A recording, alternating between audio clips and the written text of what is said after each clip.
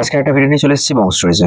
Recently the Bengal ফাইলসের trailer বা টিজারটা মুক্তি পেয়েছে, এবং এই টিজার মুক্তি পাওয়ার দিনে একটা ছোটোখাটো একটা প্রেক্ষাগৃহে একটা টিজার দেখানো হচ্ছিল।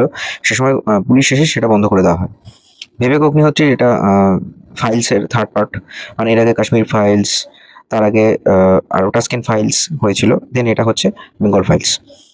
বিবেক অগ্নিহোত্রী যে ধরনের বই বানিয়ে থাকে সেই বইগুলো কিন্তু এপিক ক্লাসের সিনেমা। আমি জানি না ওনার সিনেমাগুলো কে বা কজন দেখছে, মানে একটা কাল্ট সিনেমা বানায়, যেটা কেউ কেউ বিরোধিতা করতে পারে, কেউ কেউ বলতে পারে সবই পলিটিক্যাল বায়াসড, কেউ কেউ বলতে পারে যে সেখানে ভুল জিনিস দেখানো হচ্ছে, বাট সবটা ভুল নয়। প্রথমত আমি থিয়েটারে গিয়ে দুটো মুভি দেখেছিলাম, একটা কাশ্মীর ফাইলস আর একটা হচ্ছে কেরালা স্টোরি। কেরালা স্টোরিতে যে কনসেপ্টটা দেখানো হয়েছে সেখানে কিন্তু অনেক ঘটনা থাকে যেগুলো সরকার কখনোই প্রকাশ্যে আনে না। আর মানে স্পেশালি সোশ্যাল মিডিয়া বলুন, নিউজ মিডিয়া বলুন, প্রিন্ট মিডিয়া বলুন, সেখানে আমরা ওই কোথায় জাস্ট একটা পলিটিক্যালি ভোট নিয়ে বলুন, মন্দির ভাঙা, মসজিদ ভাঙা বা দুর্গাপুজো, মহরম, এসব নিয়ে অনেক কিছু খবর দেখানো হচ্ছে। যেটা আমাদের দেখানো হয় সেটাই আমরা দেখতে পাচ্ছি। এর বাইরেও অনেক কিছু থাকে যেগুলো দেখানো হয় না। সেরকমই বেঙ্গল ফাইলস। বেঙ্গল ফাইলসের ক্ষেত্রে অনেক কিছু টিচারে যেটা দেখিয়েছে যে 1947 সালের আগে পশ্চিমবাংলার একটা বড় কেন্দ্র ছিল যেখান থেকে স্বাধীনতার বিপ্লবটা শুরু হয়েছে।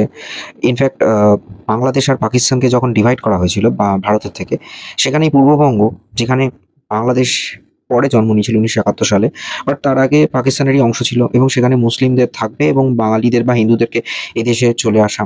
এই যে প্রেক্ষাপটটা, এটাই দেখিয়েছে বেঙ্গল ফাইলসে।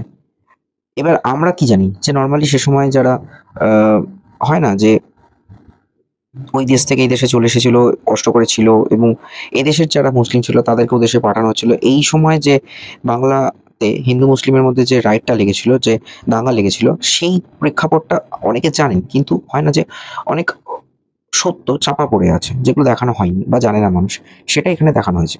সেখানে হয়তো প্রশাসন কোনোভাবে এটা দেখাতে চাইছে না। কেন দেখাতে চাইছে না? যে হয়তো হিন্দু মুসলিমের মধ্যে আবার রাইট লেগে যেতে পারে, এটা পশ্চিমবঙ্গ সরকার বলুন বা সেন্ট্রালের হয়তো এটা আটকে দিতে পারে, এরকম একটা ভাবনা চিন্তা থেকে টিজারের দিন এটাকে আটকে দিয়েছে। কিন্তু আমি কয়েকটা কথা বলি। কেরালা স্টোরিতে যেটা দেখানো হয়েছিল যে কিভাবে হিউম্যান ট্রাফিকিং করা হচ্ছে, কিভাবে কেরালাতে যে নার্সিং বেস্ট রয়েছে, এটা তো সবাই জানে যে ভারতের সব থেকে বেশি নার্সিং স্টুডেন্ট আছে কেরালাতে, সাউথে, ব্যাঙ্গালোরেতে। তো সেখানে বহু মানুষ, মানে মেয়েরা স্পেশালি, ভারতের বিভিন্ন জায়গা থেকে নার্সিং পড়তে যায়, এবং তারপর তাদেরকে কি করে ট্র্যাপ করা হচ্ছে, এবং তাদের সাথে মুসলিমরা ওই কনভার্টেড মুসলিম করিয়ে সেখান থেকে হিউম্যান ট্রাফিকিং এবং তাদেরকে যে ইলিগাল অ্যাক্টিভিটি লাইক টেরোরিজমেতে অ্যাড করানো হচ্ছে, সেটা কেরালা স্টোরিতে দেখানো হচ্ছে। কিন্তু এগুলো নিয়ে অনেক লেখালেখি বেরিয়েওছে, অনেক আর্টিকেলও বেরিয়েছে, কিন্তু সেগুলো নিয়ে জনসমক্ষে প্রচারটা কম হয়েছে। আমার মনে আছে এই কেরালা স্টোরির সময় 8 দিন কলকাতা এটা শো দেখানো হয়েছিল বিভিন্ন থিয়েটারে, স্পেশালি মাল্টিপ্লেক্সে, কোনো সিঙ্গেল স্ক্রিনে চলেনি।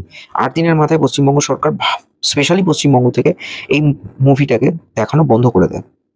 পরবর্তী সময় হটস্টারে দেখানো হয়েছে বা ভারতের অন্যান্য জায়গাতেও দেখানো হয়েছিল, বাট পশ্চিমবঙ্গ থেকে আগে ভাগে এটা তুলে নেওয়া হয়।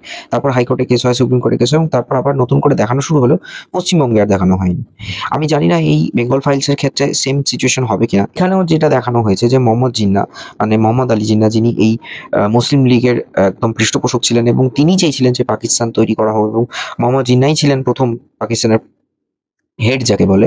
এবং তার সাথে গান্ধীর যে এই বার্তালাপ, অ্যাকচুয়ালি গান্ধী কিন্তু কোনোদিন চায়নি যে ভারত বিভক্ত হোক, কিন্তু নানাভাবে কৌশলে এই মোহাম্মদ জিন্নাহ চেয়েছিল যে ইংরেজের মাধ্যমে ভারতকে ভাগ করা হোক, এবং তিনি এই প্রস্তাবটা দিয়েছিলেন যে ভারত ছেড়ে ইংরেজরা যাওয়ার আগে ভারতকে দুটুকরো করে দিতে হবে। এটা কিন্তু ইংরেজরা যত না চেয়েছে তার থেকে বেশি মদত দিয়েছিল মোহাম্মদ জিন্নাহ। মোহাম্মদ জিন্নাহ কিন্তু একজন হিন্দু পরিবারের ছিল, এটা বলে রাখা দরকার। এবং তার বাবার বাবা অর্থাৎ ঠাকুরদা ছিল কিন্তু একজন মাছ ব্যবসায়ী। তিনি গুজরাটে ব্যবসায়ী ছিলেন, কিন্তু গুজরাটে সে সময় সবাই নিরামিষ খেত, তাই তাকে সেখান থেকে বের করে দেওয়া হয়, হিন্দুরা থাকতে দেয়নি।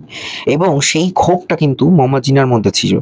কনভার্টেড মুসলিম হন তিনি, ইংরেজের সাথে হাত মিলিয়ে এই 1906 সাল, হ্যাঁ মোস্ট প্রবাবলি 1906 সালে মুসলিম লীগ তৈরি হয়েছিল। কংগ্রেসের একটা অধিবেশনে গিয়েছিল। সে সময় কিন্তু আহ, গান্ধী বাইরে ছিলেন, সাউথ আফ্রিকাতে। তিনি যদি এখানে থাকতেন তাহলে কিন্তু এটা তৈরি করতে দিতেন না। আমরা অনেকেই গান্ধীকে গালমন্দ করি ঠিকই, কিন্তু গান্ধী একমাত্র যে সামনে থেকে একভাবে লড়াই করে গেছিলেন। গান্ধীর অনেক অবদান ছিল দেশকে স্বাধীন করার ক্ষেত্রে, গান্ধী একা লড়ে গেছিল। কিন্তু মোহাম্মদ জিন্নাহ সেই সময়, মানে সোকল্ড আমাদের রাজেন্দ্র প্রসাদ বলুন, নেহেরু বলুন, এরা কিন্তু বলেছিল যে ঠিক আছে ভারতকে স্বাধীন করে দেওয়া হোক, পাকিস্তান তৈরি হবে হোক, কিন্তু কেউ বিপক্ষে যায়নি বা কেউ বিরোধিতা করেনি যে না ইংরেজ যাবে, কিন্তু পাকিস্তান তৈরি হওয়া বা ভারতকে ভাগ করা চলবে না, হিন্দু মুসলিম একসঙ্গেই থাকবে। এবং সেখানে এই হিন্দু মুসলিমের যে বিভেদ, সেটা কিন্তু মোহাম্মদ জিন্নাহ ইংরেজের মধ্যে ঢুকিয়েছিল এবং ইংরেজ সেটাকে ছড়িয়ে দিয়েছিল। তারপরেই দাঙ্গাটা তৈরি হয়েছিল। বঙ্গভঙ্গের উৎপত্তি কিন্তু এখান থেকেই এসেছিল, যে বাংলাকে ভাগ করা হবে না, সেটা কিন্তু এই 1906 সাল থেকেই তৈরি হয়েছিল। এই জিনিসের উপর বেস করে রয়েছে বেঙ্গল ফাইলস। সে সময় বাঙালিরা, স্পেশালি হিন্দুরা, কতটা নিপীড়িত হয়েছিল সেটাই দেখানো হয়েছে এই বেঙ্গল ফাইলস। বইটা সবার দেখা উচিত। অনেক কিছু অজানা তথ্য জানা যাবে এই বেঙ্গল ফাইলস থেকে, যেটুকু আমার মনে হয়। Stay tune on Bong stories. ভিডিওটা কেমন লাগলো অবশ্যই জানান, আর দেখতে থাকুন চ্যানেলের বাকি ভিডিও।